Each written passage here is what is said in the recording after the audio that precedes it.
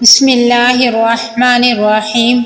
السلام علیکم ورحمۃ اللہ وبرکاتہ۔ حضرت ابو ہریرہ رضی اللہ عنہ سے روایت ہے کہ رسول اللہ صلی اللہ علیہ وآلہ وسلم نے فرمایا کہ کیا تم میں سے کوئی اس کو پسند کرتا ہے کہ جب وہ اپنے گھر والوں کی طرف واپس جائے تو وہاں 3 حاملہ اونٹنیاں موجود ہوں اور وہ بہت بڑی اور موٹی ہوں؟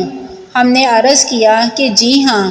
آپ صلی اللہ علیہ وآلہ وسلم نے فرمایا، تم میں سے جو کوئی اپنی نماز میں 3 آیات پڑھتا ہے وہ 3 بڑی بڑی موٹی اونٹنیوں سے اس کے لیے بہتر ہے۔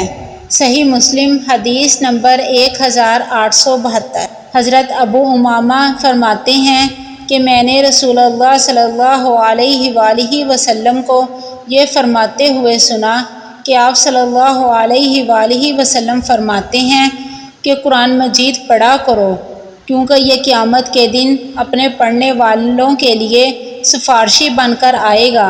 اور 2 روشن صورتوں کو پڑھا کرو، سورۃ بقرہ اور سورۃ آل عمران، کیونکہ یہ قیامت کے دن اس طرح آئیں گی جیسے کہ 2 بادل ہوں، یا 2 سائبان ہوں، یا 2 اڑتے ہوئے پرندوں کی قطاریں ہوں، اور وہ اپنے پڑھنے والوں کے بارے میں جھگڑا کریں گی۔